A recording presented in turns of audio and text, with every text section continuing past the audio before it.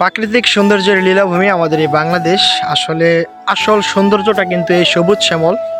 তো আসছিলাম শ্বশুরবাড়ি এলাকায় বেড়াইতে, তো দেখতে পাচ্ছেন আমার পেছনটা পুরোটাই হচ্ছে আলুর ক্ষেত। যে আসলে আইসা আমার কাছে খুবই ভালো লাগতেছে, জীবনের প্রথম এত বড় আলুর ক্ষেত দেখা। আসলে মুন্সিগঞ্জ, বিক্রমপুর এগুলো কিন্তু আলুর জন্য বিখ্যাত। তো আমার পেছন থেকে আশপাশ যা আছে সবই কিন্তু আলু চাষের একটা। আর পুরো পরিবেশটা এক কথা অসাধারণ এবং চমৎকার, মানে আইসা খুবই ভালো লাগতেছে। আসলে এরকম না দেখলে আপনি যে পরিবেশ, প্রাকৃতিক পরিবেশ দেখতে হলে আপনার প্রাকৃতিক পরিবেশে আসতে হবে, তা না হলে আপনি প্রাকৃতিক পরিবেশের মজা বুঝবেন না। আসার পরেই সামনের দিকে ওইদিকে শিয়ালেরা ডাক শুনলাম। তা আসলে এইটাই কিন্তু একটা আনন্দ। তো বিশাল বড় একটা এরিয়া, যে জন্য শিয়াল থাকতেই পারে, এটা স্বাভাবিক বিষয়। আর এই মুহূর্তে কিন্তু সূর্য ডোবা ডোবা টাইম, খুবই সুন্দর একটা মুহূর্ত।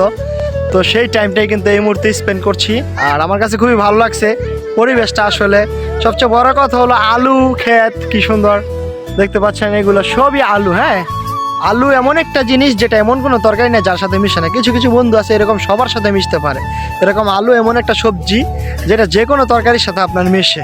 তো এই হচ্ছে খুবই সুন্দর এবং চমৎকার একটা ওয়েদার, আমার কাছে ভালো লাগছে। আসলে গ্রাম এমন একটা সৌন্দর্য, ঢাকা থেকে যখনই বেরিয়ে তখনই মনটা এরকম ফুরফুর হয়ে যায়, আসলে ভালো লাগে। তো সবাই যে যেখানেই থাকেন গ্রামে আসবেন, ঘুরবেন, সবার কাছে ভালো লাগবে আশা করি।